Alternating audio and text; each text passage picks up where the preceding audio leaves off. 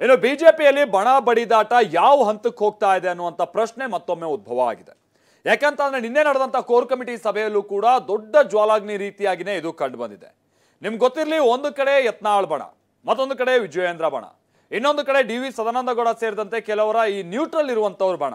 ಇದೀಗ ಶ್ರೀರಾಮುಲು ಹೊಸ ಈಗ ಸೇರ್ಪಡೆ ಆಗಿದ್ದಾರೆ.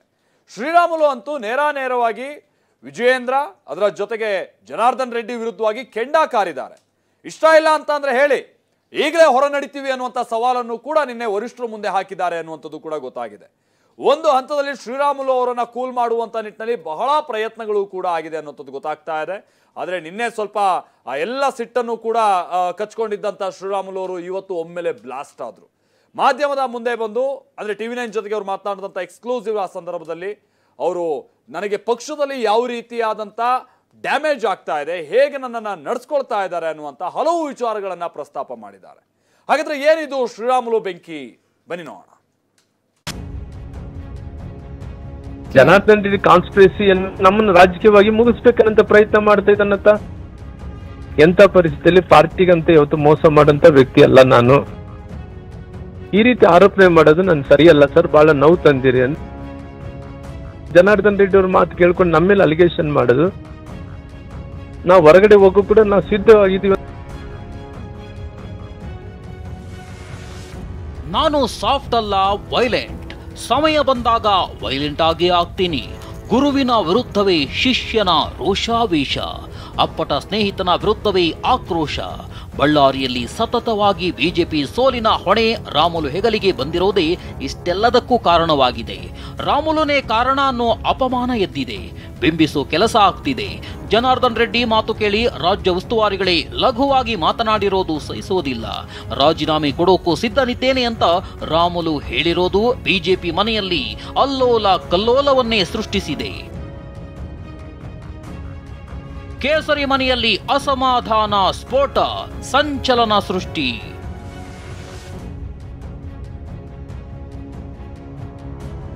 ಜನಾರ್ದನ್ ರೆಡ್ಡಿ ವಿರುದ್ಧ ಮಾಜಿ ಸಚಿವ ಶ್ರೀರಾಮುಲು ಸಮರ.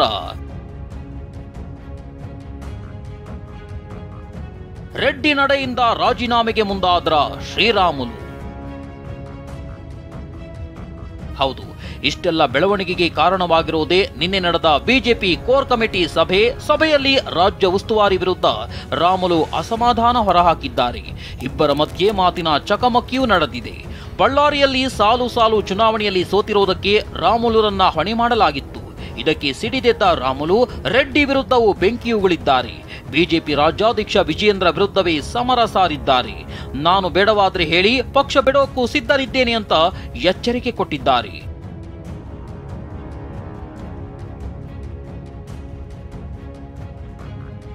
ನಾನು ಪಕ್ಷದಿಂದ ಹೊರಗೆ ಹೋಗೋಕ್ಕೂ ಸಿದ್ಧನಿದ್ದೇನೆ. TV9 ಬಳಿ ಮಾಜಿ ಸಚಿವ ರಾಮುಲು ಸ್ಫೋಟಕ ಹೇಳಿಕೆ. TV9 ಜೊತೆ ಎಕ್ಸ್ಕ್ಲೂಸಿವ್ ಆಗಿ ಮಾತನಾಡಿದ ಮಾಜಿ ಸಚಿವ ರಾಮುಲು, ನನ್ನಿಂದ ಪಕ್ಷಕ್ಕೆ ನಷ್ಟ ಆಗುತ್ತೆ ಅನ್ನೋದಾದ್ರೆ ರಾಜೀನಾಮೆ ಕೊಡೋಕ್ಕೂ ಸಿದ್ಧನಿದ್ದೇನೆ ಅನ್ನೋ ಸಂದೇಶ ರವಾನಿಸಿದ್ದಾರೆ. ನಮ್ಮ ರಾಜಕಾರಣಕ್ಕೆ ಕಳಂಕ ತಂದಂಗ ಆಗುತ್ತೆ. ಹಂಗಂದ್ರೆ ನಾವು ನಮಗೆ ಹೇಳ್ರಿ ಒಂದ್ ಮಾತು, ರಾಮುಲು ಅವರೇ, ನಿಮ್ ನಡವಳಿಕೆಯಿಂದ ಪಕ್ಷಕ್ಕೆ ನಷ್ಟ ಆಗುತ್ತೆ ಅಂತ ಹೇಳಿದ್ರೆ ನಾವು ಹೊರಗಡೆ ಹೋಗೋ ಕೂಡ ನಾವು ಸಿದ್ಧವಾಗಿದ್ದೀವಿ ಅಂತ ಹೇಳಿದೀನಿ ನಾನು. ಈ ಮಾತನ್ನ ನೀವು ಕೋರ್ ಕಮಿಟಿ ಸಭೆಯಲ್ಲಿ ಹೇಳಿದ್ರ ಶ್ರೀರಾಮುಲು ಅವರೇ? ನಾನು ಸ್ಪಷ್ಟವಾಗಿ ಹೇಳಿದ್ದೀನಿ. ಎಂತ ಪರಿಸ್ಥಿತಿಯಲ್ಲಿ ನನ್ನಿಂದ ಲಾಭ ನಾನು ಎಂತ ಪರಿಸ್ಥಿತಿಯಲ್ಲಿ ಪಾರ್ಟಿಗಂತ ಇವತ್ತು ಮೋಸ ಮಾಡಂತ ವ್ಯಕ್ತಿ ಅಲ್ಲ ನಾನು.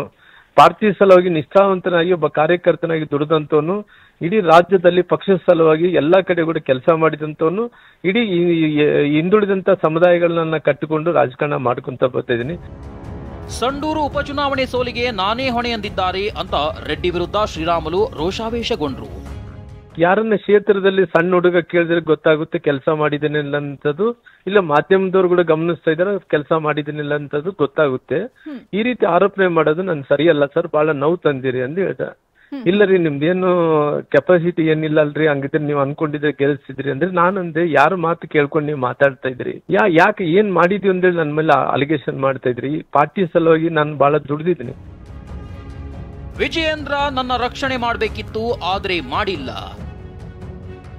ವಿಜಯೇಂದ್ರ ವಿರುದ್ಧ ಮಾಜಿ ಸಚಿವ ರಾಮುಲು ಬೆಂಕಿ.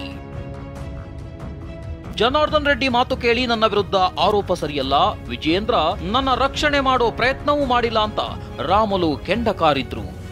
ಇಷ್ಟು ಸಣ್ಣ ಮಟ್ಟಿಗೆ ನಾನು ಲಘುವಾಗಿ ಮಾತಾಡೋದು ಸರಿಯಲ್ಲ ಸರ್. ನೀವು ನಾನು ಅಧ್ಯಕ್ಷರಿಗೆ ಹೇಳಿದೆ, ಅಧ್ಯಕ್ಷರೇ ನೀವು ಅಧ್ಯಕ್ಷರಾಗಿದ್ರಿ, ನೀವು ಕನಿಷ್ಠ ನನ್ನ ರಕ್ಷಣೆ ಮಾಡೋಂಥ ಕೆಲಸ ನೀವು ಮಾಡ್ಬೇಕಾಯ್ತು. ಯಾಕಂದ್ರೆ ನೀವು ನನ್ನ ಜೊತೆಲಿ ಇದ್ದೀರಿ. ಅವತ್ತು ಸಂಡೂರಲ್ಲಿ ನೀವು ನಾಮಿನೇಷನ್ ಟೈಮಿಂದ ಕೊನೆ ದಿನದ ತನಕ ನೀವೇ ಇದ್ದೀರಿ, ನಿಮ್ ಜೊತೆಲಿ ಕೆಲಸ ಮಾಡಿದ್ರಿ. ನೀವನ್ನಾಗ್ಲಿ ಅವ್ರು ತಿಳಿಸ್ಬೇಕಾಯ್ತು. ನೀವು ಈ ರೀತಿ ತಿಳಿಸ್ಲಿದ್ದು ಬಹಳ ನೋವು ಬರ್ತಾ ಇದೆ. ಅವ್ರು ಏನ್ ಅಂದ್ಕೊಂತಾರ, ಅವರು ಉತ್ತರ ಪ್ರದೇಶದಿಂದ ಬಂದಂತವ್ರು. ರಾಮ್ಲು ಅವ್ರಿಗೆ ಯಾರೋ ಹೋಗಿ ಅಲ್ಲಿ ಜನಾರ್ದನ್ ರೆಡ್ಡಿ ಅವರು ಇವ್ರು ಕಿವಿಯಲ್ಲಿ ಹೇಳಿದ್ರಿಗನ್ನ ಜನಾರ್ದನ್ ರೆಡ್ಡಿ ಅವ್ರ ಮಾತು ಕೇಳ್ಕೊಂಡು ನಮ್ಮ ಮೇಲೆ ಅಲಿಗೇಷನ್ ಮಾಡೋದು. ರಾಜಕೀಯವಾಗಿ ಮುಗಿಸೋಕೆ ರೆಡ್ಡಿ ಯತ್ನ ಎಂದ ರಾಮುಲು. ಜನಾರ್ದನ್ ರೆಡ್ಡಿ ಹೇಳಿದ್ರಿಂದಲೇ ನನ್ನ ವಿರುದ್ಧ ಆರೋಪ ಬಂದಿರೋದು ಅಂತ ಮಾಜಿ ಸಚಿವ ರಾಮುಲು ನೇರಾನೇರವಾಗಿ ಆರೋಪ ಮಾಡಿದ್ರು. ಮೊದಲು ಜನಾರ್ದನ್ ರೆಡ್ಡಿ ಅವ್ರು ಹೇಳಿರ್ಬೋದು. ಜನಾರ್ದನ್ ರೆಡ್ಡಿ ಅವ್ರು ಹೇಳಿದ್ರೆ ಅವ್ರಿಗೆ ಹೆಂಗ್ ಗೊತ್ತಾಗುತ್ತೆ? ಜನಾರ್ದನ್ ರೆಡ್ಡಿ ಅವ್ರು ಹೇಳಿದ್ ಗೊತ್ತಿರೋಲ್ಲ ನನ್ನ ಮೇಲೆ ಆರೋಪಣೆ ಮಾಡ್ತಿದ್ದಾನ. ಜನಾರ್ದನ್ ರೆಡ್ಡಿ ಕಾನ್ಸ್ಪಿರಸಿಯನ್ನು ನಮ್ಮನ್ನು ರಾಜಕೀಯವಾಗಿ ಮುಗಿಸ್ಬೇಕನ್ನಂತ ಪ್ರಯತ್ನ ಮಾಡ್ತಾ ಇದ್ದಾನಂತ. ನನಗೆ ಬೆಂಬಲ ಇದೆ, ಪಕ್ಷದವರು ಬಿಟ್ಟು ಕೊಡಲ್ಲ, RSS ಬಿಟ್ಟು ಕೊಡೋದಿಲ್ಲ ಅಂತ ಮಾಜಿ ಸಚಿವ ರಾಮುಲು ಅಳಲು ತೋಡಿಕೊಂಡ್ರು. ಎಲ್ಲರೂ ಕೂಡ ನನ್ನ ಮೇಲೆ ವಿಶ್ವಾಸ ಇದೆ ರೀ. ರಾಮ್ಲು ಅವ್ರನ್ನ ಯಾವತ್ತು ಕೂಡ ಸಂಘದವರು ಬಿಟ್ಟು ಕೊಟ್ಟಿಲ್ಲ, ಪಾರ್ಟಿಯವರು ಕೂಡ ಬಿಟ್ಟು ಕೊಟ್ಟಿಲ್ಲ ರೀ. ಯಾವತ್ತು ಕೂಡ ನಾನು ಬಿಟ್ಟು ಕೊಡ್ತಾರನ್ನಂಥದ್ದು ನನಗೆ ಯಾವತ್ತು ಕೂಡ ಅದ್ರ ಬಗ್ಗೆ ಯಾವುದೇ ಯೋಚನೆ ಇಲ್ಲ ರೀ. ಹಂಗಾಗಿ ನನಗೆ ವಿಶ್ವಾಸ ಇದೆ, ಇದನ್ನೆಲ್ಲ ಸರಿ ಮಾಡ್ಕೊಂಡು ಮುಂದೆ ಹೋಗ್ತೀರಿ. ನಾನು ಶಕ್ತಿಹೀನ ಆದ್ಮೇಲೆ ನಾನು ಏನ್ ಮಾಡೋಕೆ ಆಗುತ್ತೆ ಅಂತ ಮಾಜಿ ಸಚಿವ ರಾಮುಲು ಬೇಸರ ಹೊರ ಹಾಕಿದ್ರು. ನಾವು ಆದ್ಮೇಲೆ ಬೇರೆ ಏನ್ ಇವಾಗ ನಾವು ಶಕ್ತಿಹೀನರಾದಂತ ಟೈಮಲ್ಲಿ ನಾವ್ ಏನ್ ಮಾಡಕ್ಕಾಗುತ್ತೆ?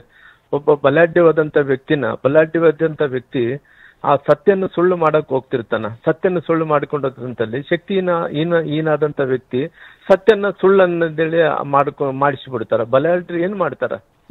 ಶಕ್ತಿ ಇದ್ದಂತ ಮಂದಿಗಳು ಬಲಾಢ್ಯರದ್ದೇ ಗೊತ್ತಾಗುತ್ತಲ್ಲ. ಶಕ್ತಿ ಇರೋಂತ ವ್ಯಕ್ತಿಗಳು ಸುಳ್ಳನ್ನು ಸತ್ಯ ಮಾಡ್ತಾರ.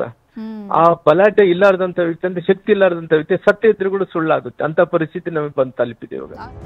ಇನ್ನು ಎಲ್ಲಾ ಬೆಳವಣಿಗೆ ಬಗ್ಗೆ RSS ನಾಯಕರಿಗೆ ಮಾಜಿ ಸಚಿವ ಶ್ರೀರಾಮುಲು ದೂರು ಕೊಟ್ಟಿದ್ದಾರೆ. ಅದರಲ್ಲೇನಿದೆ ಅನ್ನೋದನ್ನೇ ಹೇಳ್ತೀವಿ ನೋಡಿ.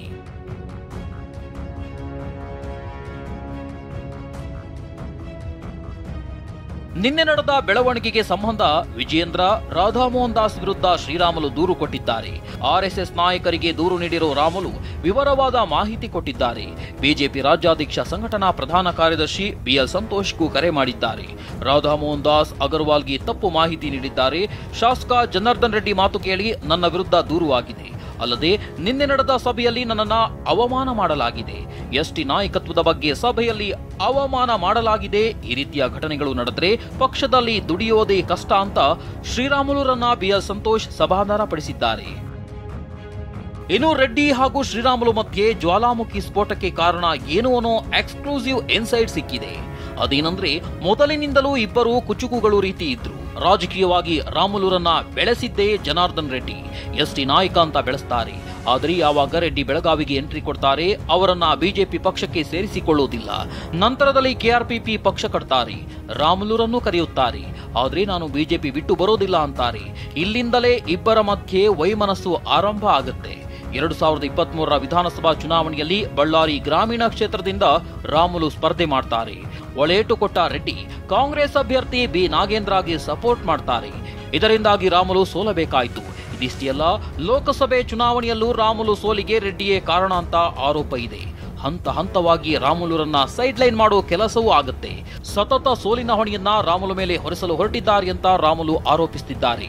ರಾಜೀನಾಮೆಗೂ ಸಿದ್ಧ ಅಂದಿದ್ದಾರೆ.